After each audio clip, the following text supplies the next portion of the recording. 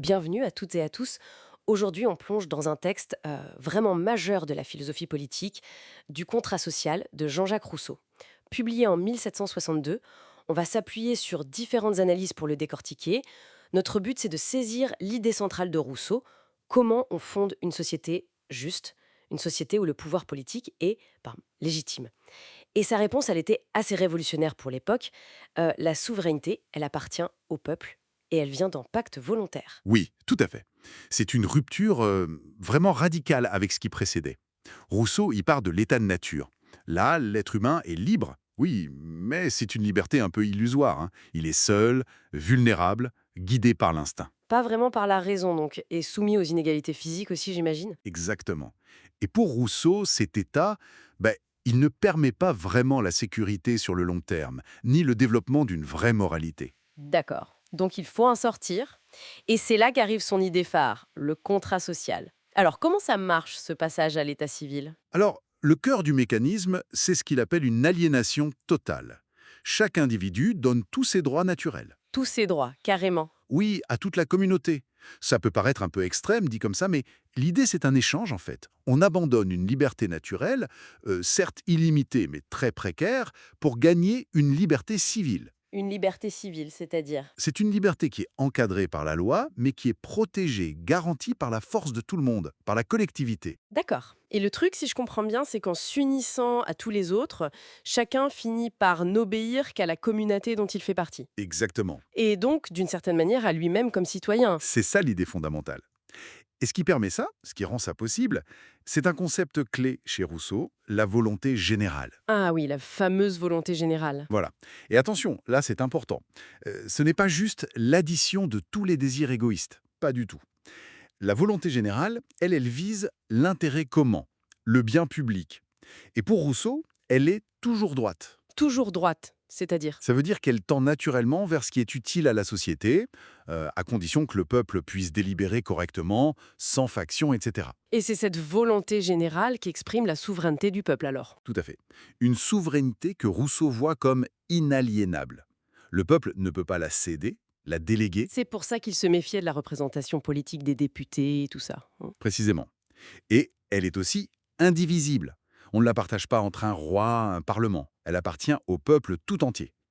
Et le peuple souverain, il exerce ce pouvoir comment? Par la loi. C'est la loi, l'acte de la volonté générale. Et cette loi, elle doit être universelle, s'appliquer à tous pareil, et être impersonnelle, ne viser aucun individu en particulier. D'accord. Et le gouvernement dans tout ça? Quelle est sa place s'il n'est pas souverain? Ah, très bonne question.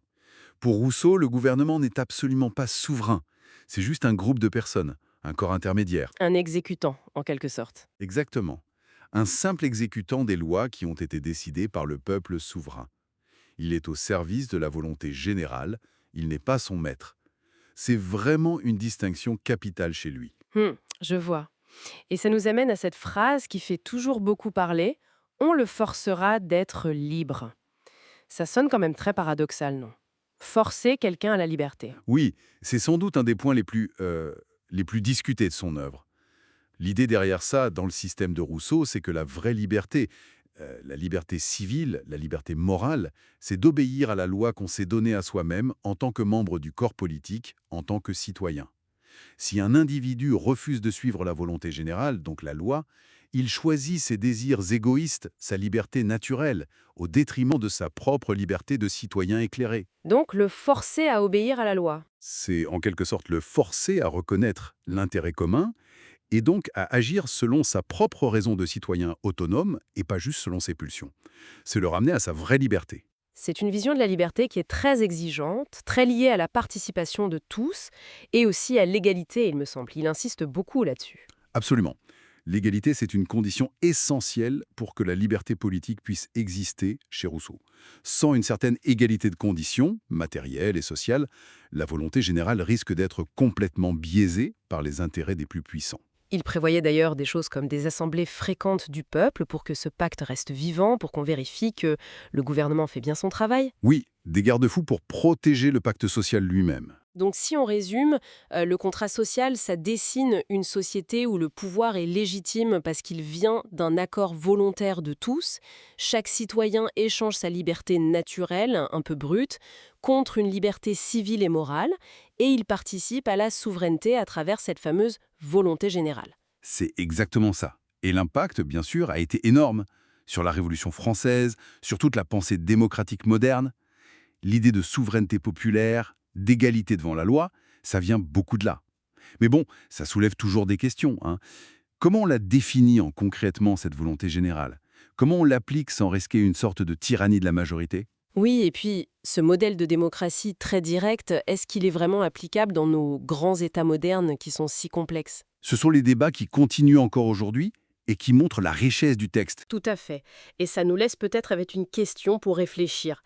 Si, comme le pense Rousseau, la liberté politique la plus authentique se trouve dans le fait de participer directement à faire la loi, quelle résonance cette idée peut-elle avoir aujourd'hui dans nos démocraties qui sont souvent basées sur la représentation, avec parfois ce sentiment de distance entre les citoyens et le pouvoir? Voilà une piste de réflexion.